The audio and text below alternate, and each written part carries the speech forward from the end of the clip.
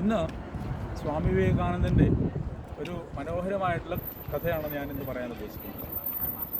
സ്വാമി വിവേകാനന്ദനെ കുറിച്ച് നമ്മളെല്ലാവരും കേട്ടിട്ടുണ്ടാവും. അദ്ദേഹത്തിൻ്റെ ഗുരുവാണ് രാമകൃഷ്ണ പരമഹംസർ.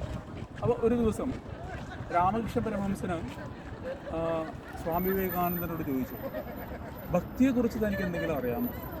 അപ്പോൾ സ്വാമി വിവേകാനന്ദൻ്റെ ഭക്തിയെക്കുറിച്ച് പറയാനായിട്ട് വിവേകാനന്ദന് കുറേ സമയമെടുത്തു. അപ്പോൾ അദ്ദേഹം ഒറ്റ വാക്കിൽ പറഞ്ഞു, ഭക്തി എന്ന് പറഞ്ഞു കഴിഞ്ഞാൽ ഈശ്വരനെ പ്രണയിക്കുക, അതിൽ കൂടുതലൊന്നുമില്ല. അപ്പോൾ ഇതെങ്ങനെ ഈശ്വരനെ പ്രണയിക്കാൻ സാധിക്കും? അദ്ദേഹം ഈശ്വരനെ കണ്ടിട്ടുണ്ടോ? അപ്പോൾ രാമകൃഷ്ണ പരമഹംസർ പറഞ്ഞു, തന്നെ കാണുന്ന പോലെ തന്നെ ഞാൻ ദൈവത്തെ കാണുന്നുണ്ട്, ഭഗവാനെ കാണുന്നുണ്ട്. എൻ്റെ അമ്മ കാളി ദേവി എൻ്റെ മുമ്പിൽ വന്ന് സംസാരിക്കുന്നുണ്ട്, പ്രത്യക്ഷപ്പെടുന്നുണ്ട്. അപ്പോൾ അങ്ങനെ എത്രത്തോളം നമുക്ക് ദേവിയെ കാണാൻ സാധിക്കുമോ അത്രത്തോളം ഞാൻ തന്നെ കാണുന്നുണ്ട്. അങ്ങനെ ഒരു ദിവസം ആ വിശ്വാസത്തിൽ സ്വാമി വിവേകാനന്ദന് മുമ്പിൽ അപ്പോൾ ഒരു കഥ രാമകൃഷ്ണ പരമഹംസർ പറയുകയാണ്. എന്താണ് ശരിക്ക് ഭഗവാൻ, ഈശ്വരൻ എന്ന് പറഞ്ഞാൽ എന്താണ്? ഈശ്വരൻ എല്ലാത്തിലും ഉണ്ട് ഈശ്വരൻ. അപ്പോൾ അങ്ങനെയാണ് ഈ ഈശ്വരൻ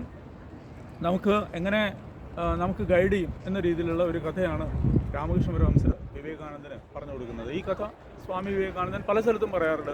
രാമകൃഷ്ണ പരമഹംസൻ്റെ തന്നെ ഗുരുവിൻ്റെ ഈ കഥ പല സ്ഥലത്തും പറഞ്ഞായിട്ട് കേൾക്കുന്നുണ്ട്. അപ്പോൾ ഒരു ദിവസം രാമകൃഷ്ണ പരമഹംസൻ ഈ പ്രവചനം നടക്കുന്ന സമയത്ത്, പൂജ കഴിഞ്ഞിട്ട് പ്രവചനം നടക്കുന്ന സമയത്ത് കൽക്കട്ടയിൽ കാളിഘട്ടിലാണ് അദ്ദേഹത്തിൻ്റെ ദേവീക്ഷേത്രം. ഇപ്പോഴും നമുക്ക് കാണാൻ സാധിക്കും. ബേലൂർ മഠം എന്ന് പറയും. ആ മുഖത്ത് പോയി കഴിഞ്ഞാൽ നമുക്ക് അതിൻ്റെ കാളിഘട്ട് കാണാൻ സാധിക്കും. കാളിഘട്ടിൽ ഗംഗയുടെ ഒരു തീരത്താണ് ഈ ദേവിയുടെ അമ്പലം. അപ്പോൾ അന്ന് പ്രവചിക്കുന്ന സമയത്ത് രാമകൃഷ്ണ പരമഹംസർ പറഞ്ഞു, നമുക്ക് ഭഗവാൻ എന്ന് പറഞ്ഞു കഴിഞ്ഞാൽ എല്ലാ മനുഷ്യരിലുണ്ട്, എല്ലാത്തിലുമുണ്ട്, എല്ലാ ചരാചരങ്ങളിലുണ്ട്. അപ്പോൾ ആ സമയാസമയങ്ങളിൽ നമുക്കത് മാർഗദർശനം കൊടുക്കുന്നുണ്ട് ഭഗവാൻ. അത് നമ്മൾ മനസ്സിലാക്കുന്നില്ല എന്ന് മാത്രമേ ഉള്ളൂ. അപ്പോൾ അങ്ങനെ ആകുമ്പോൾ ഭഗവാന്റെ ഈ ഒരു ദർശനം കിട്ടണമെങ്കിൽ നമ്മൾ മനുഷ്യരുള്ളിൽ കാണാം, മൃഗങ്ങളിൽ നമുക്ക് അതിന് ഒരു എന്താ പറയുക, ഒരു സൈൻ തരും. ഇതെല്ലാം നമുക്ക് ഭഗവാന്റെ ഒരു വിഭൂതിയായിട്ടും ലീലയായിട്ടും നമുക്ക് കാണണം. അതാത് സമയങ്ങളിൽ ഈശ്വരൻ നമുക്ക് ഗൈഡ് ചെയ്യും. അപ്പോൾ അങ്ങനെ ആ കഥ വരുമ്പോൾ ഭഗവാൻ രാമകൃഷ്ണ പരമഹംസർ പറയാണ്, ആ ഒരു ഫോളോ ചെയ്യണം നമ്മൾ. ഈശ്വരൻ നമുക്ക് തരുന്ന ഗൈഡൻസ് അതാത് സമയത്ത് നമ്മൾ അനുസരിക്കണം. അപ്പോൾ ആ ഒരു ഗുരുവിൻ്റെ ഈ വചനങ്ങളൊക്കെ കേട്ട് അവിടെ കൂടിയിരിക്കുന്ന ഭക്തജനങ്ങൾ അതേപോലെ അനുസരിക്കാനായിട്ട് ആഗ്രഹിച്ചു. അപ്പോൾ ഒരു ദിവസം അതിൻ്റെ പിറ്റേന്ന് ഒരാൾ റോഡിലൂടെ നടക്കുന്ന സമയത്ത് ഒരു ഭ്രാന്തനായിട്ടുള്ള ഒരു ആന ഓടി വരുന്നു. അപ്പോൾ പെട്ടെന്ന് ഇദ്ദേഹത്തിന് രാമകൃഷ്ണ പരമഹംസർ പറഞ്ഞ കാര്യം ഓർന്നു.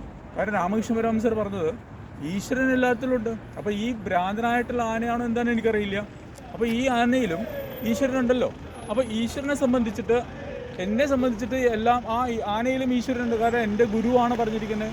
ഞാൻ ഏറ്റവും ഇഷ്ടപ്പെടുന്ന വിശ്വസിക്കുന്ന ഭഗവാൻ രാമകൃഷ്ണ പരമഹംസരാണ് അത് പറഞ്ഞിരിക്കുന്നത്. അപ്പോൾ അത് തത്വത്തിൽ എനിക്ക് വിശ്വാസമുണ്ട് എന്ന വിശ്വാസത്തിൽ അദ്ദേഹം പറഞ്ഞു, അയ്യോ ഞാനിത് മാറേണ്ട കാര്യമൊന്നുമില്ല. കാരണം അത് സാക്ഷാത് ഭഗവാൻ തന്നെയാണ് വരുന്നത്, ഗണപതി ഭഗവാൻ തന്നെയാണ് വീട് വരുന്നതെന്ന് പറഞ്ഞു.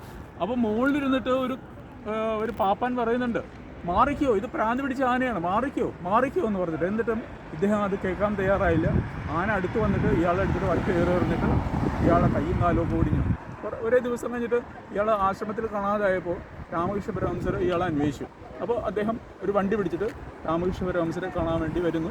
അപ്പോൾ രാമകൃഷ്ണ പരമഹംസർ എന്ത് പറ്റി, എൻ്റെ കയ്യും കാലും ഒക്കെ ഒടിഞ്ഞിരിക്കുകയാണെന്ന് അല്ലേ സ്വാമിജി അല്ലേ പറഞ്ഞത്, ഇവിടെ ആന എല്ലാത്തിലും നമ്മൾ ഈശ്വരനെ കാണണം. അങ്ങനെ ഒരു ആന ഇങ്ങനെ വരുന്ന സമയത്ത് ഞാൻ അതിനോട് ഭഗവാനായിട്ട് കണ്ടിട്ട് ഞാൻ മാറിയിട്ടില്ല. അപ്പോൾ ഭഗവാൻ പറഞ്ഞു, രാമകൃഷ്ണ പരമഹംസൻ പറഞ്ഞു, അത് ശരി, പക്ഷേ അതിൻ്റെ മുകളിലൊരു പാപ്പാനുണ്ടായിരുന്നില്ലേ? ആ പാപ്പാൻ പറഞ്ഞത് താൻ കേട്ടില്ലേ? ആ പാപ്പാൻ എന്താ പറഞ്ഞത്? തൻ്റെ അടുത്ത് മാറിപ്പോവാനാണ് പറഞ്ഞത്. താൻ കേട്ടില്ലല്ലോ, അതും ഭഗവാനായിരുന്നില്ലേ? അപ്പോൾ താൻ ഒരു കാര്യം മാത്രം അനുസരിച്ചു, അത് അതേപോലെ സ്വീകരിക്കുകയും ചെയ്തു. പക്ഷെ അതിൻ്റെ മുകളിലിരിക്കുന്ന പാപ്പാനും അതിനകത്തും അദ്ദേഹത്തിൻ്റെ ഉള്ളിൽ ഈശ്വരൻ ഉണ്ടായിരുന്നില്ലേ? ആ ഈശ്വരൻ പറഞ്ഞ് നിങ്ങൾ കേട്ടില്ലല്ലോ, അതാണ് ഈ അനുഭവം എനിക്കുണ്ടായത് എന്ന് രാമകൃഷ്ണ പരമഹംസർ അദ്ദേഹത്തോട് ആ ഒരു ഉദ്ബോധന ചെയ്യുകയാണ്. അപ്പോൾ അതിൽ കേട്ടപ്പോൾ ആ ഭക്തന് തോന്നി, ശരിയാണല്ലോ, ഞാൻ അതിൻ്റെ മുകളിലുള്ള ആ പാപ്പാനെ അനുസരിക്കാതെയാണ് ഇങ്ങനെയൊക്കെ ചെയ്തത്, അതാണ് എൻ്റെ ഗതികേട് ഇത് വന്നത് എന്ന രീതിയിൽ സങ്കടത്തോടെ അദ്ദേഹം അവിടുന്ന് നമസ്കരിച്ചിട്ട്, ഇനി വിവേകത്തോടെ വേണം ഞാനിത് പെരുമാറാൻ എന്നാണ് അതിനകത്ത് ആ ഭക്തന് കിട്ടിയ ഒരു ജ്ഞാനം. സ്വാമി വിവേകാനന്ദന് ഈ കഥ എല്ലാവരുടെ അടുത്തും പറയാമായിരുന്നു. സ്വാമി വിവേകാനന്ദന് ഈ കഥ ഭയങ്കര പറയാനായിട്ട് വളരെയധികം ഇഷ്ടമാണ്. പല സ്ഥലത്തും അദ്ദേഹം അത് പറയാറുണ്ടായിരുന്നു. ഇത്രയേ ഉള്ളൂ ഇന്നത്തെ ഈ കഥയിൽ.